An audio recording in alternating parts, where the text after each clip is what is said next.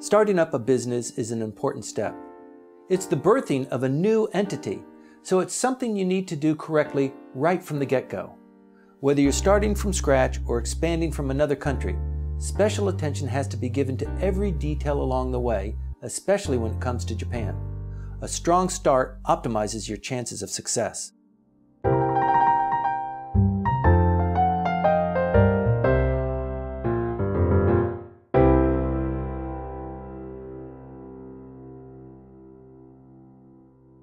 While you might have experienced incorporating in another country, I'm here to tell you that that matters little here in Japan.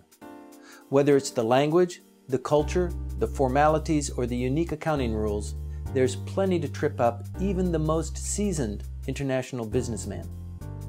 In order to truly do business in Japan, you need to hire employees, open a bank account, run financial transactions, establish an office, solidify your limited liability, leverage tax deductibles. You simply must incorporate. Hi, I'm Timothy Langley. Why might you listen to me about incorporating in Japan? Well, I graduated from a Japanese law school. I was the first non-Japanese to work inside the Japanese parliament. I was general counsel for Apple Computer and General Motors in Asia. Throughout my career, I've set up hundreds of companies and advised many, many more over the last 30 years. I know all the ins and outs, as well as the language, the cultural nuances, and the formalities involved in doing business in this extremely difficult to be successful country. There are a number of types of corporate entities you can choose from, but in this briefing I'll only focus on the Kabushiki Kaisha, otherwise known as the KK. This is essentially a joint stock company. The KK is the definitive engine of growth in this economy. When people ask, I almost always recommend going with the KK. It just has so many advantages that you can play with. A KK gives you shares that you can distribute among founders, key employees, and investors. There are many reasons, but most importantly, the KK allows you the most flexibility to raise capital or to offer shares to bring in other people. You can carve out percentages, assign shares as incentives, and then buy them back. There's plenty that you can do with these. The KK is the only vehicle that allows you to do this. For some, the greatest advantage of the KK is the ability to deduct expenses from tax liabilities. In Japan, there's no template, no off-the-shelf option, as there is in other jurisdictions.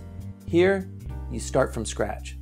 The fastest I've ever created a KK is 3 weeks, but incorporation can eat up as much as 6 months, depending on a lot of variables that you decide. Every KK requires a representative director. In order to qualify, you either need to be a resident Japanese citizen or otherwise have a visa status that allows you to assume this role. If you do not possess a permanent resident or a spousal visa, you may need to pursue a business investor visa. To get a business investor visa, you must prove to the Japanese government that you have sufficient resources to successfully invest in this country. This typically requires a minimum of 5 million yen of paid-in capital, among other things, to meet this tough requirement. In the event that you are not able to invest such a large sum straight away, there is another way to obtain a visa through the new company. You can have someone set up the KK here initially, and then apply from overseas as an employee based on an offer letter issued by the company that you have just established. Now, maintaining a KK as a representative director is not easy, especially if you're not completely familiar with both the Japanese language and the culture. There are many formalities as you would expect. Just to set up the KK, you need a good company name, a logo, business cards, letterhead, and a company seal. Each of these points could take up a whole briefing in and of themselves to cover fully. They're very important. Even to maintain the KK, you have to keep up your financials and file them regularly. You have to hold regular shareholder meetings, then draft and file the minutes of those meetings in Japanese.